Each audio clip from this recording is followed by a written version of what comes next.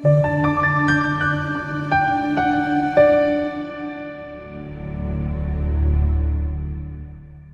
ukuthi azivele sibingelele bese sibonga ithuba futhi lokukhuluma nawe kwi-channel bese sibonga kakhulu kulo wena ongumlandeli le channel bese siyakusho ukuthi siphatheka kabuhlungu uma ungayena umlandeli le channel kodwa bese ufuna ukusendisa le number futhi uyabona. That's very selfish. Inamba le ayisetshenziswa kuphela abantu abangabalandeli bale channel uyabona ngoba bona bayazi ukuthi sisebenza kanjani nabo bayazi ufuna mabe bethatha number bengifonele abang SMS futhi akwenzeki bengu-WhatsApp uyabona. Kodwa kasize kanjena sibheka la uphupho olika Sazi Mncwango 6093 uthi kusho uphupha kusho kuthini uphupha uwela umfula. Sazi Mncwango uthi sawubona ngicela ukubuza nanti iphupho noma ngicela ukubuza ukuthi ukuthini uphupho ukuthi ngoba la awukhulumi ne-robot but ukhuluma nomuntu yabona onama feelings umuntu onesikhathi efuna bese uyasiyeka lezi izinto abhizi ngazo afocus ekuthena aphendule wena yabona. So kubalekile ukucela nokubingelela yabona. So ukwela umfulana ke singakusho nganza kwethu. Number 1 uma uphupha umfula sithi nakuwupha oluhluma uwela lokho kungasho ukuthi wena ungalindela ukukhululeka osizini nokuphuma enkingeni naseyinkathazweni yabona.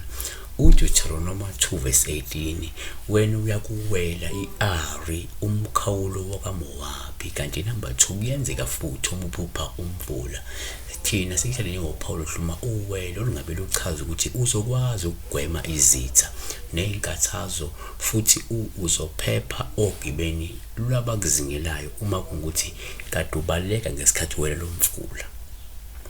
uGenesis 31:21 wayesibalekela ebaleka nakho konke anakho wasuka wawela umfula waqonda ke ngasentabeni yakwaGileyadi.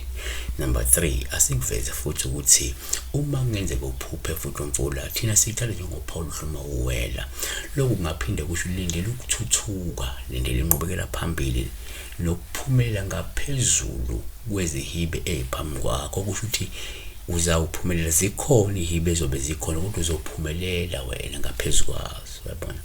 Number 4 akusikuveze futhi ukuthi uma uphupha umfula komunye kuwuphawu luhle futhi uma uwela olungakhomba amasu ngakhomba amaqhinga nenhlakanipho ezokuphumelelisa empilweni yabona.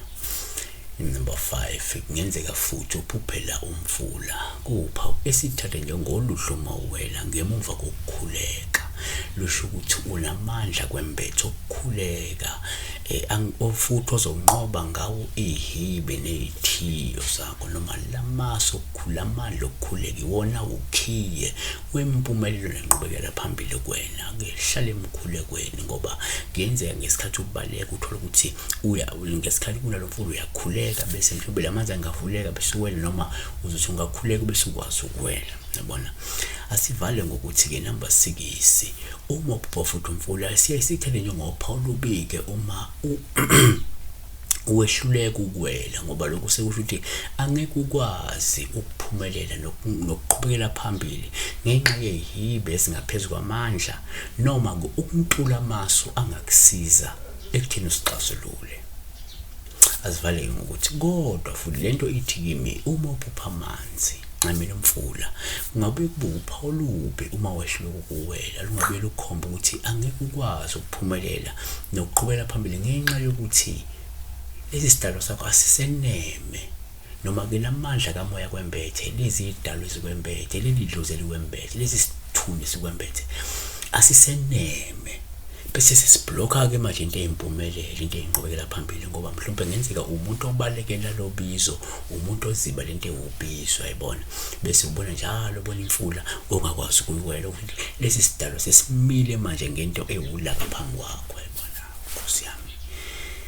Lesi sidalo siyaphakama senze into ewulaka eyihibe phambi kwempilo phambi kwenqubekela phambili. Siyabonga ke besibheka la mfula uma uwela kodwa akasesithi ke ungangifoneli ebusuku ungangifoneli ekseni futhi ungangifoneli before 9 fona ngo9 fona like 5 mang WhatsApp ngo SMS nange partner ngephutha noma ube mina nawe sesifonelana kabili kathathu, lokho akukwenzi ukuthi bese uyakhululeka ukuthi songangi-WhatsApp. No. Siyabonga.